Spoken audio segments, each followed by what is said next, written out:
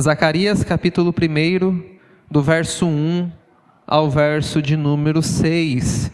Nesses primeiros versos nós vamos ver a centralidade da pregação de Zacarias, e que é um chamado ao arrependimento. Zacarias capítulo 1, do verso 1 ao verso de número 6, nos diz assim a palavra do Senhor. No 8º mês do 2º ano do reinado de Dário, a palavra do Senhor veio ao profeta Zacarias, filho de Baraquias, filho de Ido, dizendo: O Senhor ficou muito irado com os pais de vocês. Portanto, diga-lhes: assim diz o Senhor dos Exércitos. Voltem para mim, diz o Senhor dos Exércitos, e eu voltarei para vocês, diz o Senhor dos Exércitos. Não sejam como os seus pais, quando os primeiros profetas clamavam: assim diz o Senhor dos Exércitos, converta-se dos seus maus caminhos e das suas obras más. Eles não ouviram nem deram atenção, diz o Senhor. Os pais de vocês, onde estão? E os profetas, será que ainda estão vivos? E não é fato que as minhas palavras e os meus estatutos, que os prescrevi aos profetas, meus servos, alcançaram os pais de vocês? Sim, estes se arrependeram e disseram: como o Senhor dos Exércitos tinha intenção de nos tratar, segundo os nossos caminhos e segundo as nossas obras, assim Ele nos tratou. Amém. Oremos ao Senhor mais uma vez, meus irmãos. Bendito sejas Tu, ó Deus e Pai de todos nós, que por graça e misericórdia tem nos revelado a Tua palavra. Que nessa manhã a Tua palavra venha de uma forma sobre-humana, sobrenatural aos nossos corações. Que ela venha nos transformar verdadeiramente. Que o Teu Santo Espírito, ó Deus, nos conduza verdadeiramente ao arrependimento. Que essa manhã seja uma manhã de renovação, uma manhã pela qual nós seremos transformados pelo poder que há em Ti. É em nome e por amor de Cristo, o nosso Salvador, que nós oramos. Amém. Volte para Deus. Volte para Deus. Este é o título da mensagem nessa manhã, meus irmãos. Zacarias, ele nasceu no período babilônico em que os seus pais estavam experimentando aquilo que o Senhor prometeu que faria à nação de Israel. Caso eles não se arrependessem dos seus pecados, Deus iria castigá-los, enviando para uma nação ímpia. E foi isso que Deus fez por causa da rebeldia do coração deles. Eles passaram assim 70 anos presos na Babilônia, como os irmãos bem conhecem. Zacarias nasceu no período desses 70 anos, ele nasceu no período do cativeiro. Zacarias profetizou no mesmo período de Ageu. Ageu, o seu período de profecia foi cerca de 4 meses, quando ele estava no seu 2º mês de profecia, anunciando a vontade do Senhor aos filhos de Israel que haviam retornado da Babilônia. Zacarias também começa a anunciar a vontade do Senhor. E há uma semelhança entre o ministério de Ageu e também de Zacarias. Os filhos de Israel que voltaram da Babilônia foi cerca de 50.000 israelitas. Alguns deles já haviam experimentado a bênção do Senhor naquela terra. Outros, porém, a sua grande maioria, eram homens e mulheres que haviam nascido no período do cativeiro e agora estava retornando à sua terra natal para reconstruir a cidade. A princípio, retornaram com Zorobabel, deram início às construções, mas logo foram interrompidos por conta da pressão exterior que havia sobre os filhos de Israel. A construção ficou cerca de 16 a 17 anos parada. Então Deus levanta Ageu e Zacarias para que o povo fosse alertado, para que o povo fosse novamente renovado a reconstruir o seu relacionamento com o Senhor a partir da reconstrução do templo. Ageu, ele enfatiza uma reforma externa como uma evidência de uma reforma interna. Já Zacarias aponta primeiramente para a reforma acerca do coração. Interessante que o nome Zacarias era um nome muito comum no Antigo Testamento. Hoje é meio difícil nós encontrarmos alguém com este nome, né? Zacarias. Mas era um nome muito comum. E o significado do seu nome apontava para a esperança dos seus pais. E o significado do seu nome é Deus se lembra. Que mesmo no momento de ira, de indignação, Deus não se esquece do seu povo. Deus se lembra de usar de graça e misericórdia para com eles. Então o nome de Zacarias, ele tem muito a ver também com o seu ministério. Deus se lembrou de nós no momento de angústia e de aflição, que mesmo na sua ira, Deus se lembrou de ser misericordioso para conosco. Meus irmãos, o profeta Zacarias, ele é o maior dos menores. Dentro dos profetas menores, ele é aquele que possui a quantidade de escritos maior. O livro do profeta Zacarias possui 14 capítulos. Ele é maior até mesmo de que Daniel. Zacarias, ele possui 2 momentos no seu ministério, e num primeiro momento ele tem visões e revelações acerca do Senhor, a volta do Senhor com um cumprimento profético. E neste momento do capítulo 1 até o capítulo de número 6, nós vamos ver a centralidade da pregação de Zacarias e do seu ministério, que é um chamado ao arrependimento. E meus irmãos, nós necessitamos, assim como aquele povo, de um renovo espiritual, de um avivamento espiritual, e isso só será possível mediante a ação do Senhor através da sua palavra. E é isso que nós vamos ver primeiramente no verso 1, aqui até o verso de número 3, que nos diz assim: No 8º mês do 2º ano do reinado de Dário, a palavra do Senhor veio ao profeta Zacarias, filho de Baraquias, filho de Ido, dizendo: O Senhor ficou muito irado com os pais de vocês.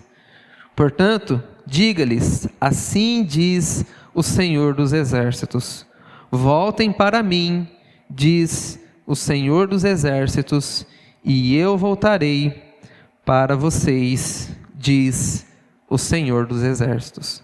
Notem como que é repetida a expressão, diz o Senhor dos Exércitos.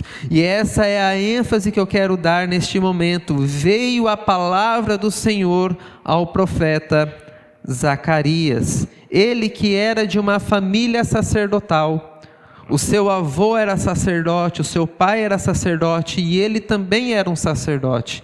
E a palavra do Senhor veio até ele. E essa palavra veio de uma forma poderosa. Meus irmãos, estas pessoas já haviam tido contato com a palavra do Senhor. Os profetas do passado já haviam anunciado a vontade do Senhor aos seus pais. Mas mesmo assim, há necessidade da palavra do Senhor vir de uma forma poderosa. Aqui está o início de um verdadeiro avivamento espiritual. O ponto de partida que transforma a moral e a espiritualidade de uma nação. A palavra do Senhor veio até eles. O interessante é que muitas vezes as pessoas esperam uma transformação que vem de outras fontes. Por exemplo, esse ano na nossa cidade será um ano de eleições. E muitas vezes as pessoas esperam grandes coisas nesses momentos da população, da organização. As pessoas acreditam que por causa dos governantes e dos governadores, muitas coisas podem mudar. E de fato, muitas coisas podem sim mudar. Dependendo daquele que está no governo de uma nação, as coisas podem ir bem ou mal, né? Feliz é a nação cujo Deus é o Senhor, né? Todavia, meus irmãos, a palavra do Senhor nos diz que, embora possa haver mudanças sociais e culturais devido à estrutura de governo, a mudança verdadeira e real, ela só é possível mediante a palavra de Deus. Muitas pessoas acreditam, não, quando o meu filho crescer, as coisas vão mudar. Quando o meu marido se converter, quando a minha esposa mudar o seu comportamento, as coisas irão mudar. Mas não é isso que a palavra de Deus nos ensina. A verdadeira mudança e transformação, primeiramente em nós e depois na sociedade, vem por meio da palavra do Senhor. E como é que a palavra do Senhor vem até nós hoje, meus irmãos? Muitos esperam que Deus se revele de uma forma extraordinária, com sonhos, visões, porque Deus disse, Ele mandou dizer. Amados, a palavra e a vontade do Senhor está completamente para nós revelada nas Sagradas Escrituras. Nós já temos a vontade do Senhor revelada a nós. Todavia, é necessário uma ação sobrenatural do Senhor para avivar essa palavra no nosso coração. Os saduceus, os escribas, os fariseus, eles conheciam a palavra do Senhor, tinham entendimento acerca da lei do Senhor, mas essa palavra não tornou vida para eles, muitos deles, porque é necessário, meus irmãos, a ação sobrenatural do Espírito, mediante a palavra, para que haja verdadeira transformação e avivamento espiritual. E sempre foi assim. As coisas na sua e na minha casa não vão mudar se o Senhor não revelar a sua palavra de uma forma especial ao meu e ao seu coração primeiramente. A história da igreja nos mostra isso de uma forma muito clara. A reforma e o avivamento no período do rei Ezequias iniciou-se primeiramente com a palavra do Senhor. Foi achada a palavra de Deus dentro do templo. Essa palavra foi lida para toda a nação. A partir de então eles foram movidos em arrependimento. Foi feito um grande mover do Senhor ali através da palavra do Senhor. Nós vemos isso também no dia de Pentecostes, quando o Espírito Santo desceu sobre os discípulos que estavam reunidos. Eles imediatamente começaram a anunciar as maravilhas de Deus. Veja que o verdadeiro avivamento espiritual, a verdadeira transformação, meus irmãos, ela inicia-se pela palavra do Senhor, juntamente com a ação do Espírito. Nos dias da Reforma Protestante e de igual forma, a tradução da Bíblia para a língua do povo, a língua vernacular, em alemão, em inglês, dando toda a base para que toda uma nação fosse transformada pelo poder da palavra do Senhor e a ação do Espírito Santo. Hoje, meus irmãos, nós temos acesso muito fácil às Sagradas Escrituras. É só você baixar um aplicativo no seu celular, é só você, uma Bíblia dessa é muito fácil você adquirir. O nosso problema hoje não é que nós não temos acesso à informação e à Sagrada Escritura. O problema hoje é que o nosso coração não deseja a palavra do Senhor. Por isso nós necessitamos que Ele venha até nós. A palavra do Senhor, meus irmãos, nos diz a Sagrada Escritura que se fez carne e habitou entre nós, cheio de graça e de verdade. E nós vimos a sua glória, glória como unigênito do Pai. Que essa palavra do Senhor reanime, reavive o seu coração. Não espere grandes mudanças vindo de outras pessoas, mas espere que o Senhor transforme o seu coração, os seus desejos, para que você possa amá-lo com todo o seu ser. Que você venha ter um novo desejo de ler a Sagrada Escritura, de aprender com o Senhor e caminhar com o Senhor. É necessário que a palavra do Senhor venha até nós de uma forma extraordinária e sobrenatural.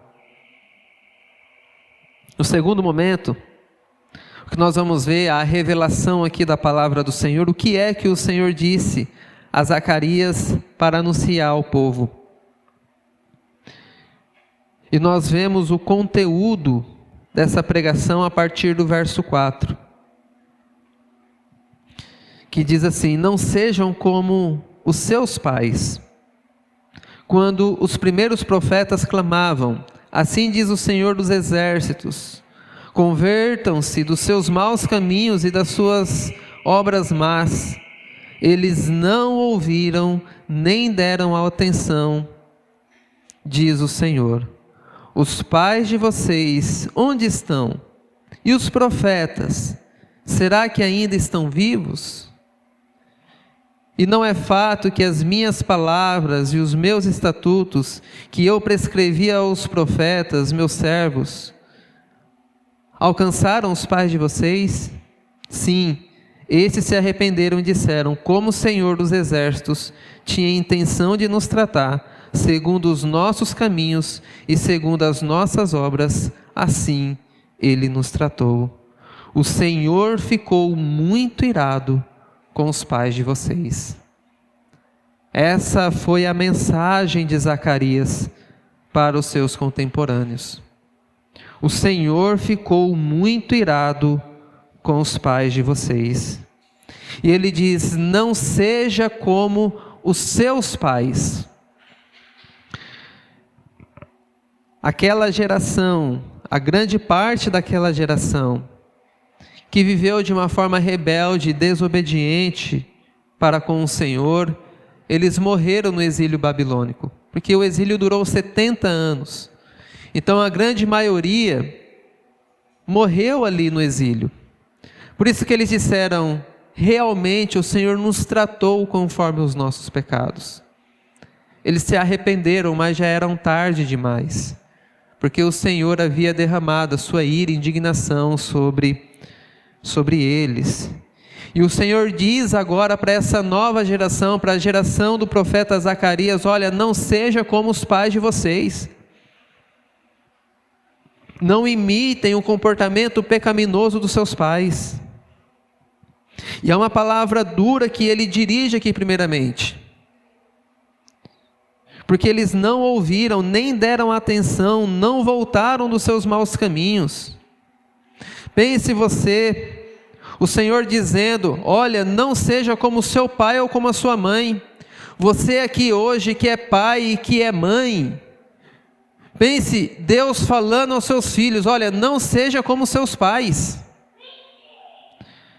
Meus irmãos, nós herdamos muitas coisas dos nossos pais.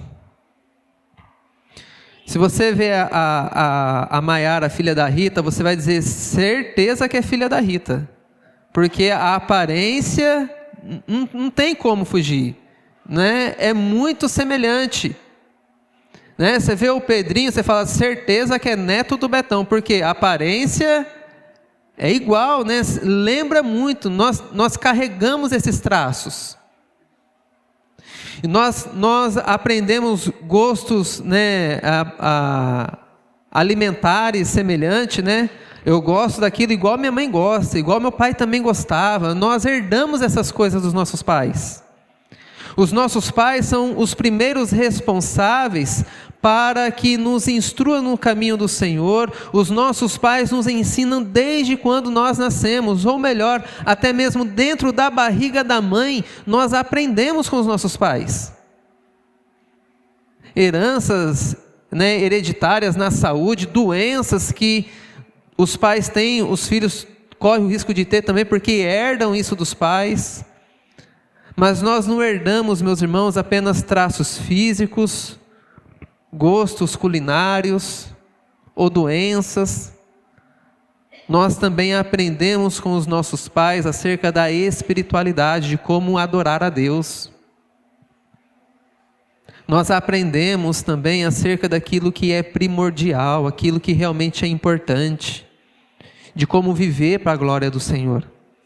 E o Senhor diz a essa nação, a essa nova geração: olha, não seja como os pais de vocês, porque eles não andaram nos meus caminhos. Não imitem os seus pais, porque eles não me adoraram com todo o coração. Por isso eu fiquei muito irado e derramei a minha... E o muito irado aqui é interessante, meus irmãos, que no texto hebraico ele não tem superlativos, né? Aqui nós temos amabilíssimo, né? É um superlativo, muito irado. No texto hebraico, Deus está irado e irado. Ele, na sua ira, ele ainda está irado. A ideia é que ele está muito indignado. E por quê? Porque o meu povo quebrou a minha aliança. Eles preferem viver para satisfazer os seus próprios prazeres. Eles não ouvem a minha voz. Não seja como os pais de vocês. Deus manifestou a sua ira, meus irmãos, diversas vezes na Sagrada Escritura. O dilúvio é um sinal da ira de Deus contra toda a humanidade que se voltou contra Ele. Nós vemos a ira de Deus sendo manifestada contra a vida dos ímpios. Por exemplo, quando Ele derramou a sua ira em Sodoma e Gomorra por conta da grande prostituição que havia naquelas cidades. Nós vemos a promessa da sua ira contra os seus inimigos na segunda volta de Cristo, que Ele vai derramar do seu furor. Mas Deus não fica irado apenas com os ímpios, mas com aqueles que também professam o seu nome. Ele fica irado porque qual é o motivo? Porque eles não dão ouvidos à minha voz, eles me ignoram.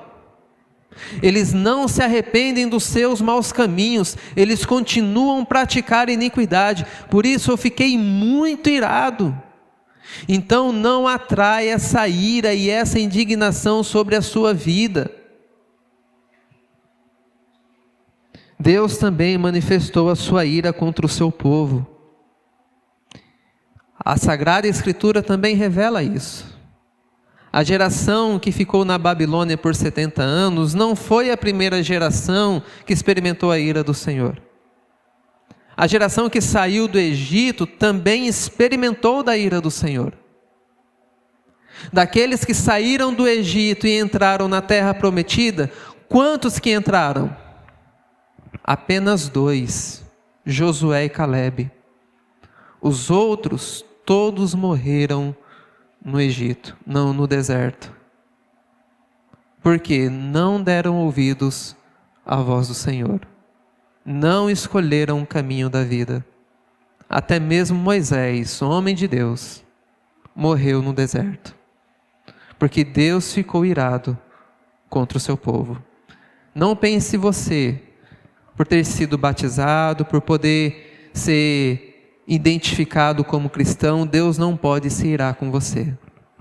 Se você rejeitar a palavra do Senhor, se você permanecer nos seus maus caminhos, Deus pode continuar, Deus pode se irar contra você.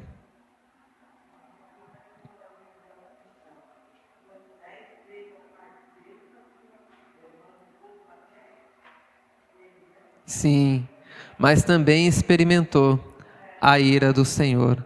Quando Deus disse a ele falar com a rocha e ele bateu sobre a rocha, Deus também ficou irado contra o seu servo. Então, meus irmãos, nós estamos também sujeitos à ira do Senhor, caso nós não demos ouvidos à sua palavra. Deus também manifestou a sua ira contra o seu povo no ano 70 do Novo Testamento, quando a nação de Israel foi invadida pelo general Tito. E hoje a única ruína que sobrou daquele período é o Muro das Lamentações. Veja que Deus manifesta a sua ira e a sua indignação porque o povo não dá ouvido à sua voz. E é por isso, meus irmãos, que o chamado do Senhor é um chamado ao arrependimento para que nós nos voltemos a Ele. O interessante no texto é que Deus ficou irado com os seus pais, e agora Ele está dando a chance e a oportunidade para que eu e você não experimentemos dessa ira. E o chamado do Senhor neste momento é para todos: voltem a mim, e eu voltarei para vocês. Então, no primeiro momento, nós vemos a necessidade que nós temos do Senhor avivar a sua palavra no nosso coração. No segundo momento, nós vemos que Ele revela que ficou irado no passado com os pais, mas que hoje Ele nos chama ao arrependimento, que hoje Ele nos chama à comunhão, e que hoje Ele diz: voltem para mim, que eu vou voltar para vocês. Ao voltarmos para o Senhor, meus irmãos, Deus poderia dizer: olha, eu não quero mais. Você é rebelde, você é um ignorante, você já ouviu minha voz inúmeras vezes, já dei muitas oportunidades para você e você não me quis. Eu não quero mais. Deus poderia dizer isso para nós. Ele tem o direito de fazer. É como um marido que foi traído pela sua mulher inúmeras vezes. Ele já perdoou a sua mulher, a sua esposa, ela volta para com ele, e depois ela sai de novo e começa a traí-lo de novo. Ele pode dizer: eu não quero mais, isso aqui já virou palhaçada. Deus tem todo o direito de nos rejeitar, mas o que Ele diz na sua palavra? Voltem para mim, que eu vou voltar para vocês. Aqui, meus irmãos, é um chamado gracioso da parte do Senhor para nós. Aqui é o Senhor dizendo e revelando o seu desejo de habitar conosco. Meus irmãos, essa voz que nós ouvimos no Antigo Testamento, nós ouvimos ela através do Senhor Jesus Cristo, que nos diz: venham a mim, todos vocês que estão cansados e sobrecarregados, que eu vos aliviarei. Esse é o chamado do Senhor, o chamado gracioso, para termos comunhão com Ele de uma forma real. Não apenas uma espiritualidade fria, seca e vazia. Não apenas cumprindo com ritos religiosos, mas um voltar de relacionamento real com o Senhor. Eu tenho certeza que você, como pai, mãe, avô, avó, né, tia, já ficou indignado, né, com o sobrinho, com filhos, mas você ainda continua amando, continua desejando, e é isso que Deus revela para nós. E só volta, meus irmãos, quem um dia já foi. É como um filho pródigo. Ele volta à casa do pai, porque ele já foi de lá. Ele sabe como é viver nos átrios do pai. E esse é o chamado do Senhor para o seu povo: voltem. Voltem, que eu vou ter a alegria de recebê-los. Esse é o chamado do Senhor para nós essa manhã. Voltem, porque é de graça. Voltem, pois o tempo está passando. Voltem do jeito que você está agora, mas venha e beba e sacia a sua sede. A argumentação que o Senhor utiliza aqui é: onde estão os seus pais agora? Onde estão os profetas? A ideia aqui é de brevidade. Todos eles já passaram. Todos eles já morreram. E nós estamos caminhando para o mesmo destino. Mais cedo ou mais tarde nós iremos morrer também. As pessoas nem sequer lembrarão, terão lembrança do nosso nome, das nossas palavras. Nós iremos passar também. Assim como foi os nossos pais no passado, nós iremos morrer. E meus irmãos, e nós estamos caminhando para a eternidade. Por isso, não brinque de ser cristão, não brinque com a palavra de Deus, não brinque com a igreja. Tudo que nós fazemos aqui, ele vai reverberar na eternidade. O livro de Apocalipse nos diz que as nossas obras irão nos acompanhar. O que nós fazemos hoje vai replicar na eternidade. Por isso, não perca o seu tempo, volte-se para o Senhor. Volte enquanto se pode achar, e invoca Ele, porque Ele está perto, porque haverá um momento que isso não será mais possível. Então não brinque de ser cristão, não brinque com a palavra do Senhor, valorize o grande privilégio que você tem de adorar o Senhor, de estarmos em comunhão como igreja, de participarmos dos sacramentos. Tudo isso é valoroso, tudo isso tem um significado eterno, então não negligencie isso. Deus nos chama hoje para o arrependimento, para um renovo espiritual, para termos fome e sede de justiça, para caminharmos com Ele com singeleza de coração. Volte-se para o Senhor, porque hoje nós podemos encontrá-lo. Volte-se para o Senhor, porque Ele deseja estar conosco, Ele tem desejo de perdoar o nosso pecado. Agora é tempo de recomeçar a nossa vida e uma nova obediência para com o Senhor. Meus irmãos, partindo então para algumas considerações finais. O profeta Zacarias no Antigo Testamento, ele foi um tipo de Cristo, simbolizando o seu ministério. Zacarias, como todos os homens do passado, foi um homem semelhante a nós e sujeito a pecados. Mas nós temos um profeta melhor e um profeta perfeito, que o nome dele é o Senhor Jesus Cristo, profeta, sacerdote e rei.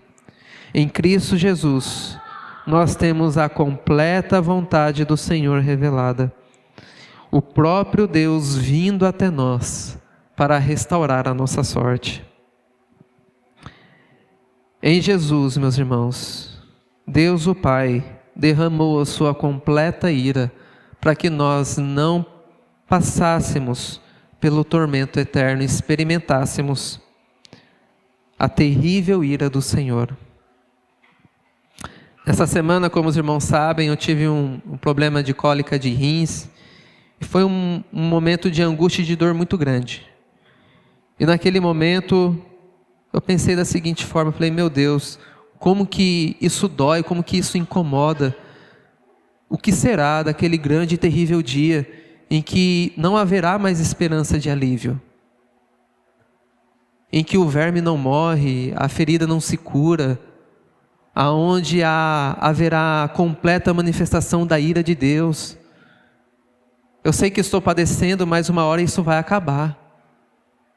Mesmo que pareça que não acabe, mas vai acabar, tem esperança. E o que será daqueles que padecerão no inferno? Meus irmãos, este inferno, o Senhor Jesus Cristo experimentou na cruz do Calvário por mim e por você.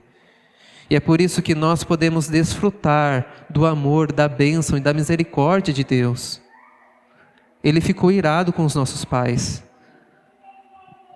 Ele não precisa ficar irado conosco.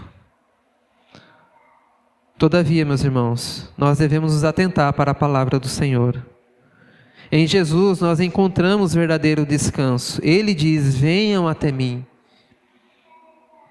vocês que estão cansados e sobrecarregados.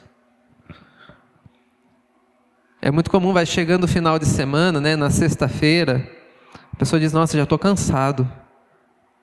Cansado com problema no trabalho, talvez, enfermidades na família, problemas de relacionamento, tudo isso cansa a gente. E o Senhor Jesus nos chama para estarmos com Ele. Venham até mim. Busque a solução primeiramente no Senhor. Somente em Jesus Cristo podemos nos voltar com segurança a Deus e termos a certeza de que iremos ser aceitos. Nós não seremos aceitos, meus irmãos, por Deus, por causa dos nossos méritos, porque tentamos fazer o certo. Nós seremos aceitos pelo nosso Pai Celestial, porque Cristo Jesus nos consagrou um vivo e novo caminho. É por isso que Ele tem o poder para dizer: venham até mim, porque já está tudo preparado. E é o próprio Pai quem preparou este caminho, nos enviando o seu Filho Jesus Cristo. E qual é o nosso dever então agora, meus irmãos? Qual que é o meu e o seu dever? Arrepender-se dos nossos pecados, voltarmos para o Senhor enquanto ainda nós podemos achar. E para poder encerrar, eu vou fazer uma citação de Apocalipse capítulo 3, verso 19, verso 20, quando o Senhor Jesus também se dirige à igreja, ao seu povo, dizendo: eu repreendo e disciplino aqueles que eu amo. Apocalipse 3, verso 19 e verso 20. Assim como Deus disse no passado ao seu povo, agora Jesus também fala à igreja e Ele disse: eu repreendo e disciplino aqueles que eu amo. Eu estou falando para vocês se arrependerem porque eu amo vocês. Portanto, sejam zelosos e arrepende-se. Eis que estou à porta e bato. Se alguém ouvir a minha voz e abrir a porta, entrarei em sua casa e cearei com ele e ele comigo. Meus irmãos, que nessa manhã nós possamos ouvir a voz do Senhor. Ele está batendo a nossa porta. Você que está longe do caminho do Senhor, mesmo frequentando a igreja, fazendo atividades espirituais, mas que você ainda sente-se que está distante do Senhor, Ele deseja ter comunhão com você. Ele deseja adentrar a sua casa e habitar juntamente contigo, renovar a sua alma e a sua esperança. Amém?